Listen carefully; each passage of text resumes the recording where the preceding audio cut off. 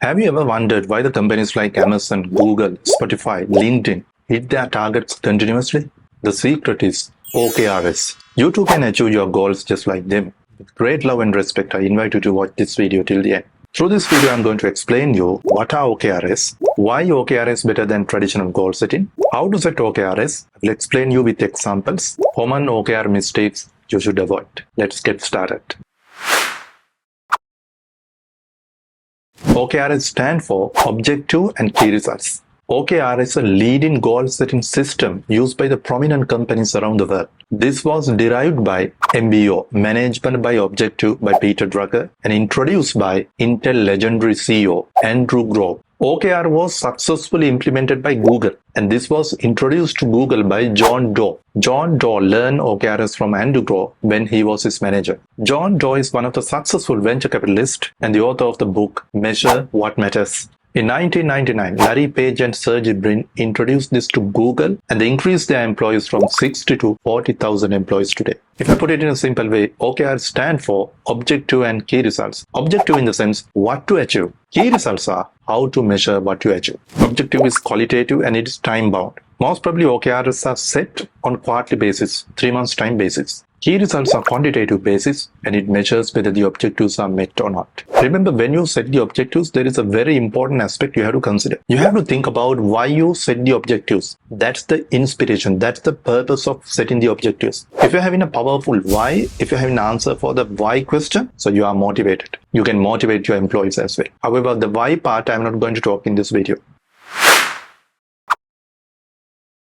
Traditional goal setting, we are calling the waterfall goal setting, and they are somewhat outdated. And there are a lot of loopholes in that system. The traditional goal setting is really time consuming. Some organizations, you won't believe, they take 5 to 6 months time period to set the goals. Imagine half of the year they take to set the goals. During that time period, the employees don't have goals. And most importantly, the subordinates are waiting for their managers. So until the managers set their goal, the subordinates don't have the goals. It's really a chaos. And the traditional goal setting follows the top-down method. It demotivates the people because their superiors set the goals, and sometimes these people, they don't like the goals. Therefore, whether they like or not, they have to follow the instructions. They have to follow the goals given by their superiors. The traditional goal setting is having long goal cycle, and most probably they set annually. Therefore, the organization has to wait 1 year time period to change their goals. But if there are circumstances changes in the environment, they can't change the goal. Therefore, it is unpractical. There are unique benefits of OKRs. This is why people prefer to follow OKRs, and there are leading companies around the world. They follow OKRs and they achieve their goals.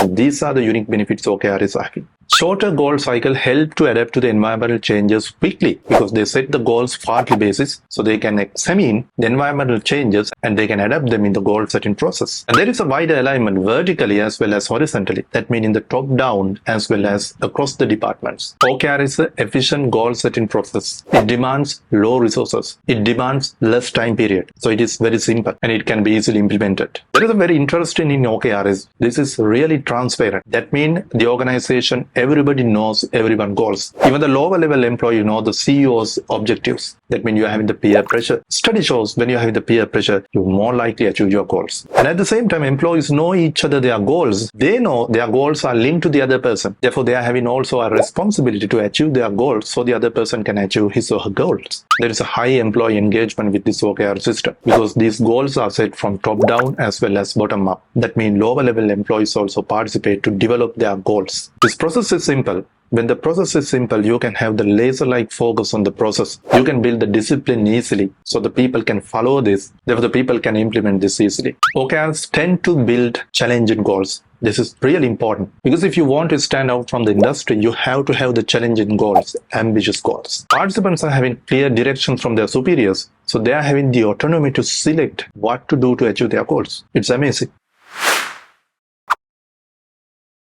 I think this is the most important part, how to set OKRs. I'll explain you with a very simple manner. I will take an example as well. Altogether, there are 3 steps you have to follow according to my method. Your objective has to be audacious, challenging, really big. One of the legendary film director, James Cameron, who has directed the films like Titanic, Terminator, Avatar, he says, if you set your goals ridiculously high, it's a failure, but you will fail above everyone else's success. How smart it is. John F. Kennedy said, we choose to go to the moon and they did that. Therefore, start your goal being idealistic, not realistic. But remember, your goal has to be attainable, believable, and one step behind the impossible. Otherwise, your team members won't believe that. They won't give you the support. Bill Gates and Melinda Gates did that mistake. When they set the goals to eradicate malaria, Bill and Melinda Gates Foundation, they set the goals to eradicate malaria in 2015. It was too ambitious. It was too audacious. They understood that. They revised that goal, eradicating malaria by 2040. Therefore, remember these things when you set objectives. Your objective has to be audacious and inspirational.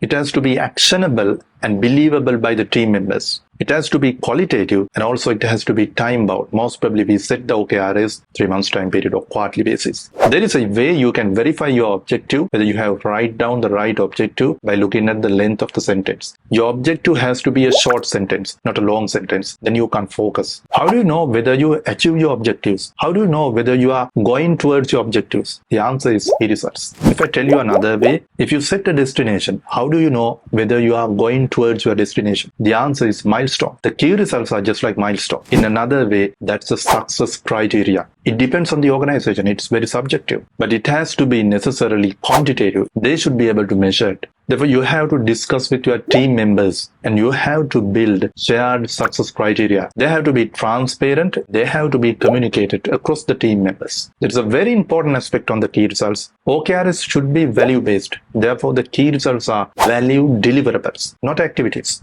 Now, I will give an example. I'm a marketer. I just want to increase the customer repurchase rate of my company. Therefore, I will write down a key result like this: increasing the repurchasing rate from 25% to 30%. Now, to do this, I have to do ABCD activities. If I execute these activities, I may achieve the key result. Sometimes these activities won't help me to achieve my key result. Therefore, I just want to change the activities based on the key results. Therefore, your key results have to be value deliverables. There is another important thing you have to remember when you develop the key results. Now, the customer experience is measured by the Net Promoter Score. Now, one of my key results is increasing the Net Promoter Score from 30% to 35% of the next 3 months time period. Now, I can write down the same key result like this way: increasing the Net Promoter Score by 35%. You know, the second sentence doesn't give you more information. So therefore, you just want to write down your key result just like the first sentence. It's more detailed. Now again, I'm going to remind you, objective in the sense, the destination where you want to go. Key results are how do you know where you are going? That means the milestone. To achieve the key results, you have to do the activities, and we are calling this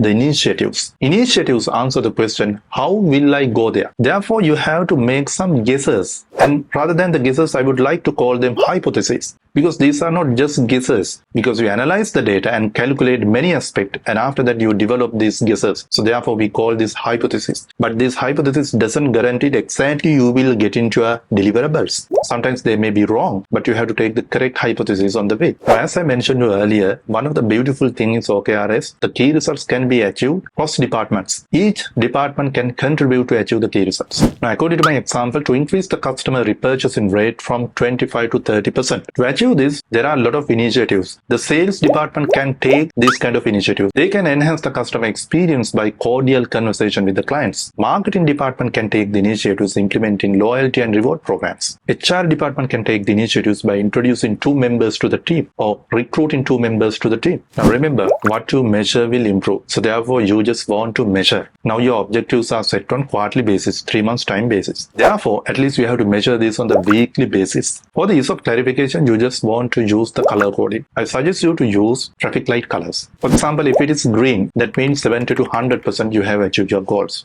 You are in the very good state. If it is 30 to 70%, there are a lot of things that you have to do. You have to have a recovery plan. If it is 0 to 30%, maybe the reason you have not achieved the target, your key results are wrong. You just want to revise your key results and you have to replace the key results. And at the same time, you maybe need to have a recovery plan. You have to take the actions, appropriate actions based on the colors that you have got. And there is a very important that you have to remember. If you keep on achieving your target, or if you keep hitting your target continuously on quarterly basis, there is a problem. The problem is you have not set the audacious goal, ambitious goals. Normally, when you set a goal, it has to be challenging to achieve. It has to be difficult to achieve. And if you can achieve it very easily, that means your bar is not high. So you have to raise your bar.